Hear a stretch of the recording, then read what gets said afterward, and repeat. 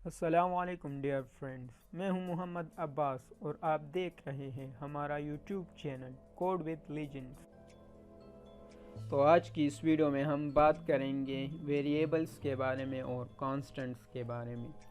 जो वेरिएबल्स हैं वो टर्म्स होते हैं जिन्हें हम प्रोग्राम के एग्जीक्यूशन के दौरान चेंज कर सकते हैं। हम इनकी वैल्यूज़ को चेंज कर सकते हैं। स्कोप के लिहाज से वेरिएबल के तीन अक़साम हैं। एक है ग्लोबल वेरिएबल, एक है लोकल वेरिएबल और एक है एक्सटर्नल वेरिएबल।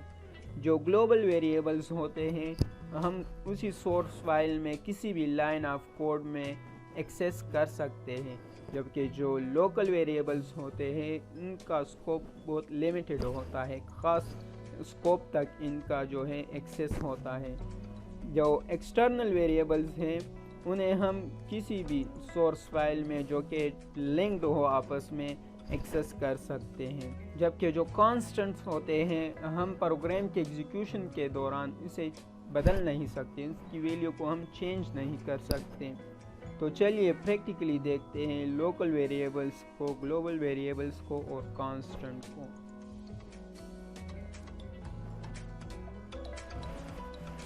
तो सबसे पहले हम हेडर फाइल्स को जो है उन्हें इंक्लूड कर लेते हैं।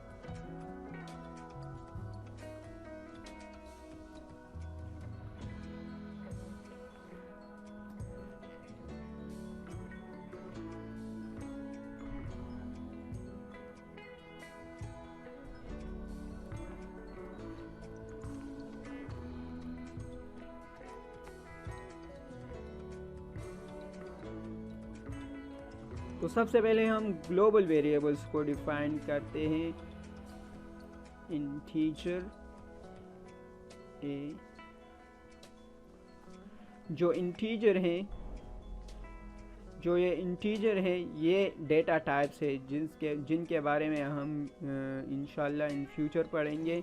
जो ये ए है ये वेरिएबल का नाम है, आप कोई भी नाम दे सकते हैं, जिस तरह के मैं अब्बास दे देता हूँ, आप कोई भी नाम दे सकते हैं इन्हें। और जो ये 12 है तो ये इस वेरिएबल की वैल्यू है। इसके बाद हम मेन फंक्शन को शुरू कर देते हैं, इंटीजर मेन। और अब हम एक और इंटीजर को डिफाइन करने वाले हैं जिन्हें हम नेम देंगे बी और उसको वैल्यू देंगे हम 9। अब हम एक और इंटीजर जो है उन्हें डिफाइन करेंगे जिन्हें हम नाम देंगे सी और उन्हें हम वैल्यू देंगे 20। और अब हम मेन फंक्शन के अंदर ही इन वैल्यूज़ को एक्सेस करते हैं। सी आउट के थ्रू हम कंसोल पर इसे प्रिंट करते हैं, देखते हैं कि ये क्या प्रिंट करता है। सबसे पहले हम ग्लोबल वेरिएबल को जो है वो प्रिंट करेंगे जो कि है ए। उसके बाद हम प्रिंट करेंगे जो लोकल वेरिएबल हैं लेकिन मेन में हैं, जिसे हम मेन फंक्शन में कहीं पर भी एक्सेस कर सकते हैं, जो बी के नाम से हैं। और इसके बाद हम जो सी हैं उन्हें प्रिंट कर देते हैं। तो जब हम इस प्रोग्राम को कंपाइल और रन करेंगे तो ये सी के लिए हमें एक एरर शो करेगा, क्योंकि सी का जो स्कोप है वो यहाँ तक है, इस कर्ली ब्रैकेट तक, और हम इसे प्रिंट कर रहे हैं इस ब्रैकेट के बाद जो मेन फंक्शन है उसमें प्रिंट कर रहे हैं। तो इसलिए ये हमें एक एरर शो करने वाला है। तो प्रेस करेंगे F11 को, हम इसे सेव कर देते हैं। ये देखिए ये एरर आ गया है सी के लिए। अब अगर हम सी को यहाँ पर प्रिंट ही नहीं करें तो कोई भी एरर शो किए बगैर ये रन हो जाएगा। देखिए ये जो ए की वैल्यू है वो 12 है, ये 12 आया, और उसके बाद जो बी की वैल्यू है वो 9 है, तो ये 9 प्रिंट कर दिया इसने। अब सी को हम कहाँ पर एक्सेस करेंगे? तो ये जो ब्रैकेट्स हैं, ये कर्ली ब्रैकेट, सी का स्कोप यहीं तक है। हम सी को, जो ये वेरिएबल सी है, हम इसे यहीं पर ही एक्सेस कर सकते हैं, इसके बाहर हम सी को बिल्कुल भी एक्सेस नहीं कर सकते। जिस तरह के अगर मैं सी को यहीं पर प्रिंट करना चाहूँ तो ये कोई भी एरर शो किए बगैर इसे प्रिंट कर देगा। ये हमारा प्रोग्राम रन हो चुका है। जो ये 20 की वैल्यू है, ये सी की वैल्यू है। क्योंकि सी को हमने ए और बी से पहले लाइन में लिखा है, तो इसलिए जो कंपाइलर है वो इसे पहले कंपाइल करके हमें डिस्प्ले कर रहा है। उसके बाद जो 12 है वो ए की वैल्यू है, जो कि एक ग्लोबल वेरिएबल है। और इसके बाद 9 जो है वो बी की वैल्यू है। चलिए हम एक एंड लगा लेते हैं जो हमें इन सब को अलग अलग लाइन में प्रिंट करा के दें।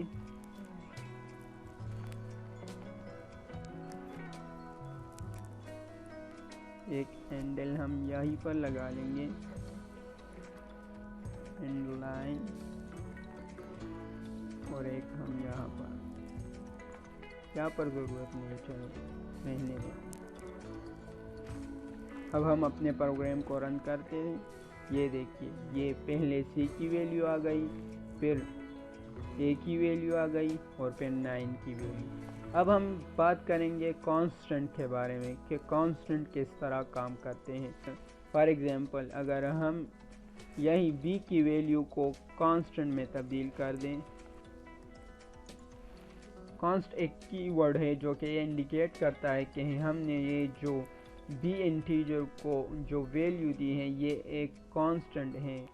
हम प्रोग्राम में इसे किसी दूसरे लाइन में या एग्जीक्यूशन के दौरान हम चेंज नहीं कर सकते। फॉर एग्ज़ाम्पल, अगर हम यहीं पर बी की वैल्यू को चेंज करना चाहें तो हम ये नहीं कर सकते। हम b = 23 कर देते हैं तो ये हमें एक एरर शो करेगा। देखिए, ये एरर शो हो चुका है। ये कह रहा है कि ये कांस्टेंट है और आप इसे दूसरी वैल्यू असाइन कर रहे हैं जो कि इलीगल है, इसलिए इसने इस एरर को थ्रो कर दिया।